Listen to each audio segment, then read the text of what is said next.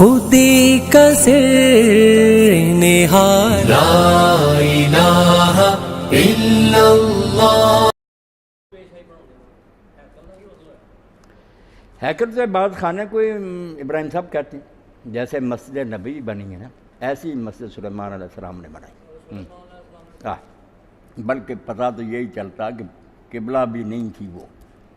اس کا بھی رخ نا مسجد نبی کی طرح مکے کی طرف ہی تھا، نماز خانے کعبے کی طرف ہی منہ کر کے پڑھتے تھے، قربانیاں بھی جب قربان گاہ پر لٹائی جاتی تھی نا وہاں مسجد اقصیٰ میں، تو ان کا رخ بھی جنوب کی طرف ہوتا تھا، مکے کی طرف،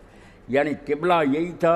وہ مسجد تھی۔ مگر بعد میں یہود نے اپنے تعصب کی وجہ سے کہ اسماعیل علیہ السلام کی اولاد سے دشمنی رکھتے تھے نا، انہوں نے کہا ہم کیوں اسماعیل کے بنائے ہوئے گھر کی طرف منہ کریں، متعصب ہوگا، جیسے حضور کو بھی نہیں مانا، کہنے لگے اسماعیل کی اولاد کو مانے، ضد میں آ کر وہ قبلہ بنا لیا، قبلہ نہیں تھا مسجد تھی۔ باقی حضور کا طریقہ یہ تھا کہ جب تک نیا حکم نہیں آتا تھا، جو یہودی کر رہے تھے نا آپ وہی کرتے تھے، بال بھی اسی طرح، روزے بھی، جب نیا حکم اللہ کی طرف سے آ جاتا تھا تو اللہ تعالیٰ نے پھر آپ کو کچھ مدت تک تو رہنے دیا ادھر، تاکہ لوگ جو کھڑے کھوٹے نا پرکھے جائیں، کیونکہ مکے کے لوگوں کے لیے مسجد اقصیٰ کی طرف منہ کرنا موت تھا،